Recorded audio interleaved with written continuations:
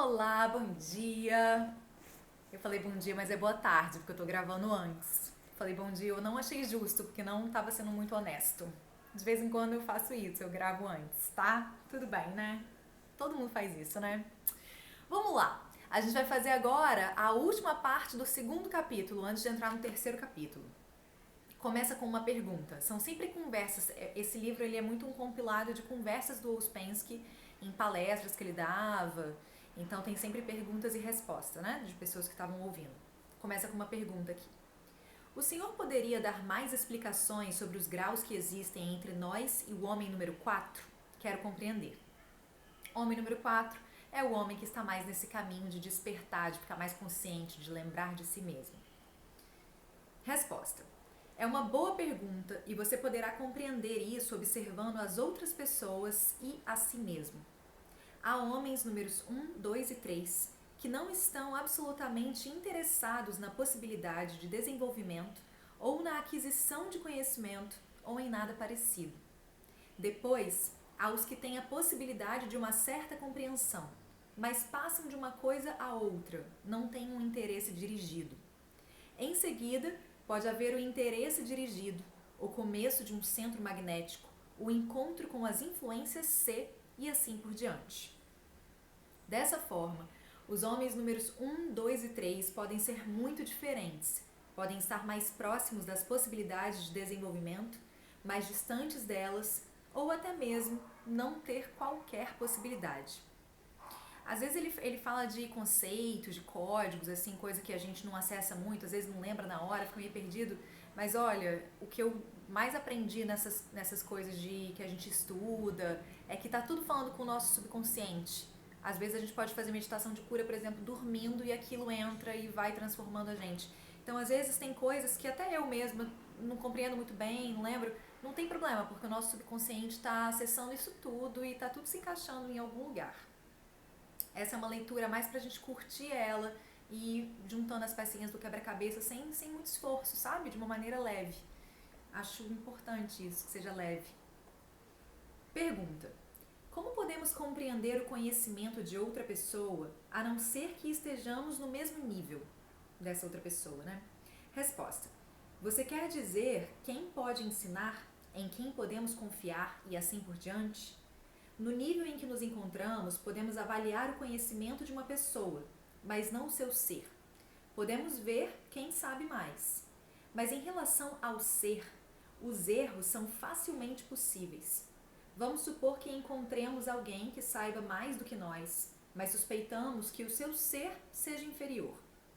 Estamos errados, porque não é nossa tarefa avaliar o seu ser. Deixemos de lado o ser e tentemos aprender com ele.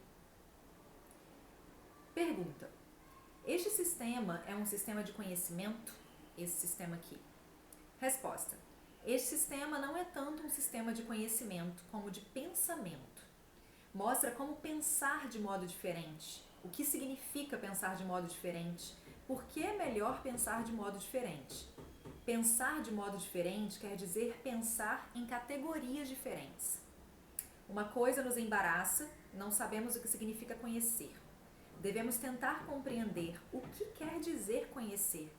Isso nos ajudará a compreender o que significa pensar em novas categorias. Pergunta.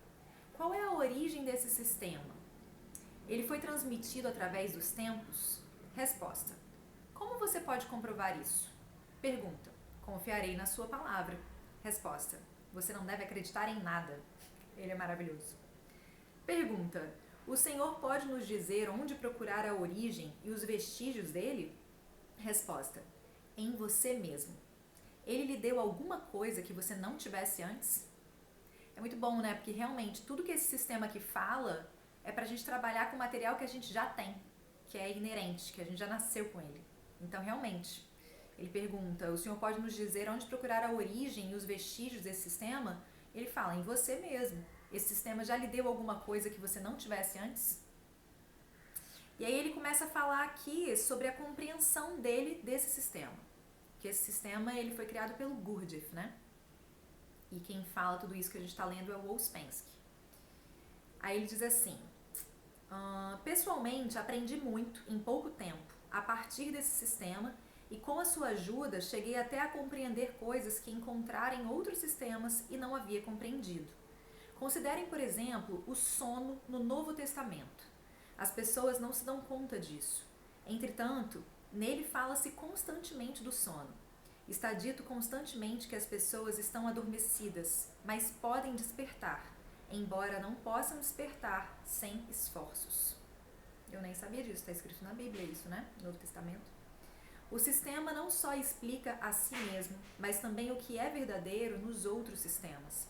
Ele diz que se as pessoas quiserem se compreender mutuamente, essa compreensão só será possível entre as pessoas que estejam acordadas. Na vida corrente, tudo é uma desesperada confusão. As pessoas não foram feitas para se compreenderem mutuamente na vida cotidiana. Do contrário, teriam sido criadas de modo diferente.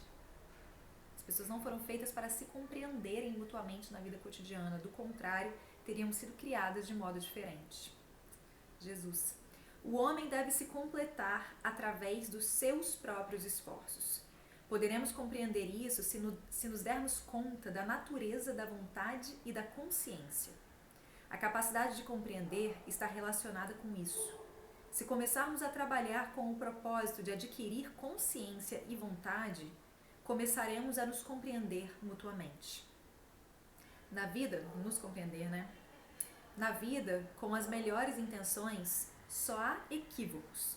As pessoas são máquinas, não foram feitas para se compreenderem mutuamente. Pergunta: será possível compreender a razão dessa confusão? Qual a razão de termos sido feitos assim? Resposta: para ver o perigo e tentar começar a compreender a nossa situação. As pessoas nunca se compreendem entre si, mas na nossa época, a situação da vida se tornou cada vez mais complicada e perigosa. Ao mesmo tempo, tais como são, as pessoas servem aos propósitos da lua e da terra, mas disso falaremos depois. É um erro pensar que a nossa época é igual a qualquer outra. Hoje há dificuldades excepcionais e facilidades excepcionais. É maravilhoso isso aqui, porque isso aqui foi escrito há quase 100 anos. Tá falando, a nossa época que ele está falando é de 1940 e alguma coisa, entre 1920 e 1940. Então, é muito interessante, né? E isso que ele está falando aqui, que as pessoas servem aos propósitos da lua e da terra, mas que vai falar disso mais pra frente, é sobre aquelas influências, as leis mecânicas. Não sei se vocês lembram, tá no final do primeiro capítulo, mas não tem problema, daqui a pouco ele volta nisso. Mas olha isso, ele está falando da época dele. E aí pergunta: há probabilidade de que as dificuldades aumentem com o passar do tempo? Resposta: sim, mas não além de certo limite. Além desse limite, tornam-se uma impossibilidade. É importante compreender, não teoricamente, mas pela visão dos fatos, que as pessoas não se compreendem reciprocamente e que a situação está se tornando cada vez mais complicada. Se era assim 100 anos atrás, imagine agora. Olha isso, se tiverem metralhadoras, será mais perigoso. E elas têm metralhadoras em muitos sentidos. Dessa forma, cada desentendimento se torna mais profundo e complicado. Hoje em dia a gente tem bombas atômicas, né? Pergunta: qual será o fim? Resposta: não podemos dizer, seria adivinhação. Sem dúvida, não podemos esperar nada bom. Vocês veem que todas as nossas opiniões atuais sobre as coisas não têm nenhum valor, não levam a nada. É necessário pensar de maneira diferente. Isso significa ver coisas que não vemos agora e não ver coisas que vemos agora. E essa última, não ver coisas que vemos agora, talvez seja a coisa mais difícil, porque estamos acostumados a ver certas coisas. É um grande sacrifício não ver as coisas que estamos acostumados a ver. É de fato uma reprogramação, né? Tudo que eu estou programado para enxergar, eu preciso reprogramar isso dentro do meu sistema. Estamos habituados a pensar que vivemos num mundo mais ou menos confortável.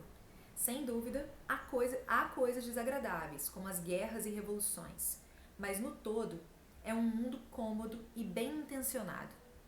É muito difícil livrar-se dessa ideia de um mundo cheio de boas intenções. E então, devemos compreender que não vemos em absoluto as coisas em si mesmas.